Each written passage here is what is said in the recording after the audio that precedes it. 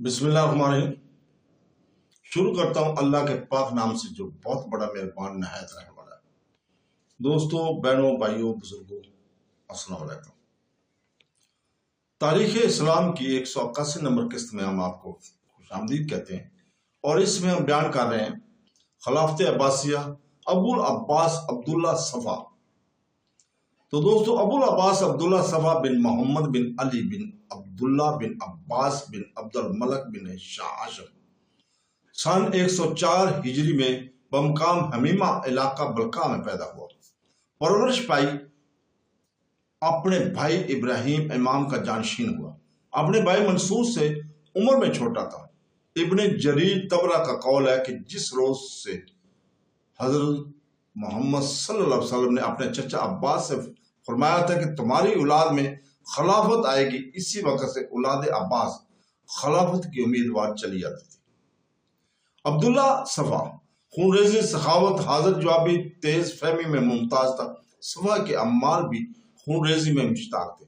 صفا نے اپنے چچا داؤد کو پہلے کوفہ کی حکومت پر مامور کیا، پھر اس کو حجاز، یمن اور یمامہ کی امارت پر مامور کیا، اور کوفہ پر اپنے بھتیجے عیسیٰ بن موسیٰ بن محمد کو مقرر کیا۔ جب سن 133 ہجری میں داؤد کا انتقال ہو گیا تو صفا نے اپنے ماموں یزید بن عبید اللہ بن عبد المدان حارثی کو حجاز اور یمن یمامہ کی، اور محمد بن یزید بن عبداللہ بن عبد المدان کو یمن کی گورنر پر مامور کیا۔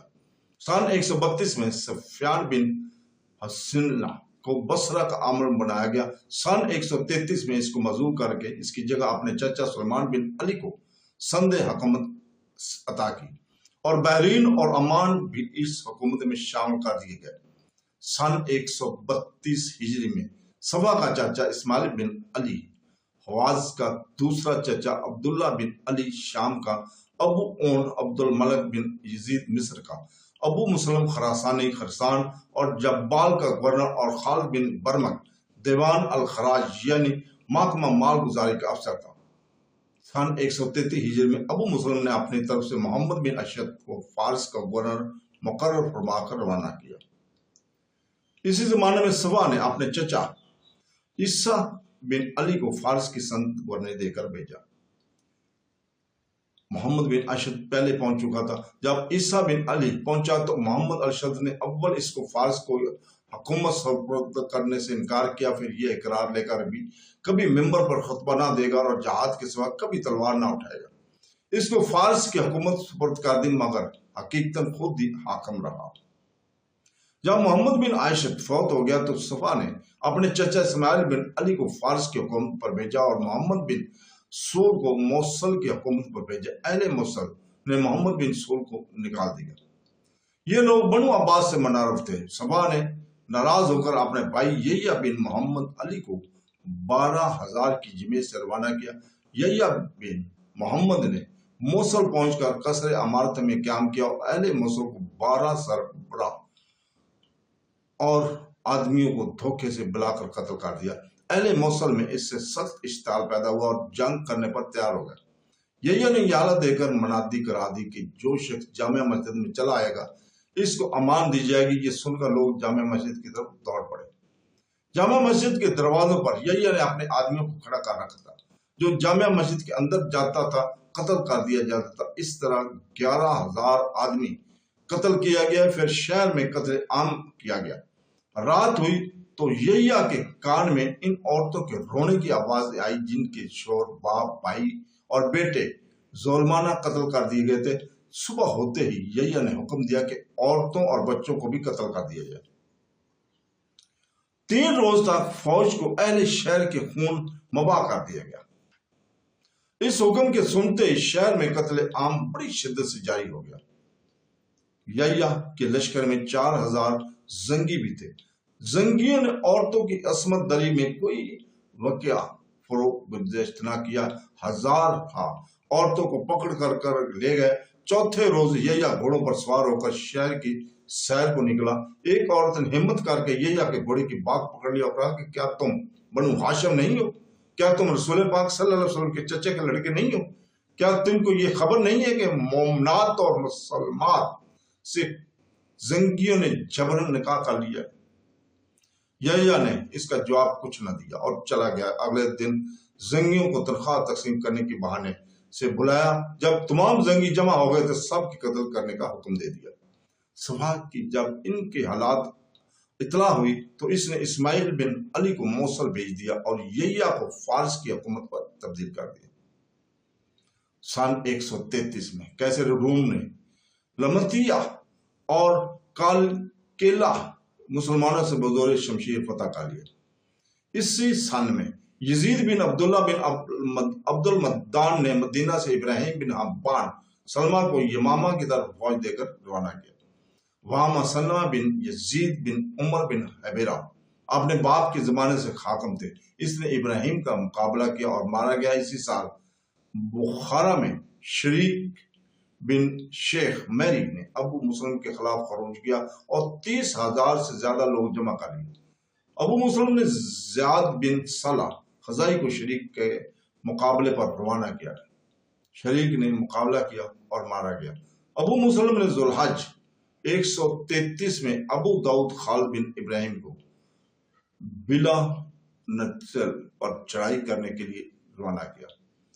ابش بن شبل بادشاہ کو شکست ہوئی اور وہ بھاگ کر فرغانہ ہوتا ہوا ایک ملک چین چلا گیا۔ اس زمانہ میں انشید فرغانہ اور شاش کے بادشاہوں میں لڑائی ہوئی۔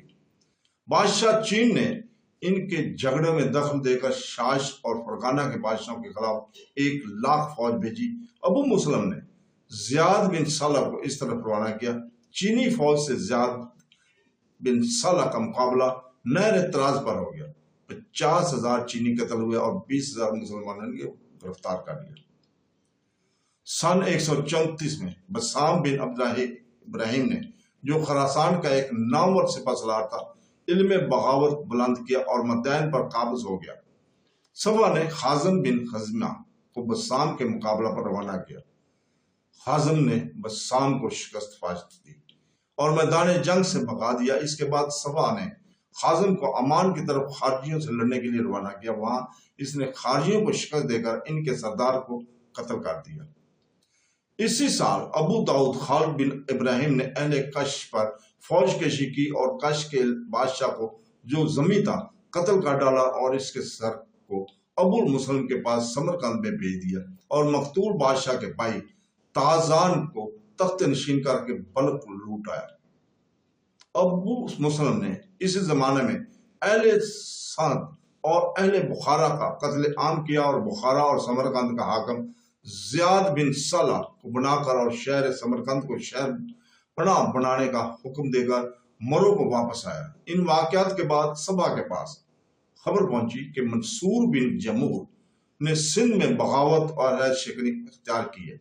یہ منصور بن جمور وہی ہے جو 2 مہینے یزید الناقص کے عہد میں گورنر عراق اور خراسان میں بھی رہ چکا ہے اور عبداللہ بن معاویہ بن عبداللہ جعفر کے ساتھی میں سے تھا۔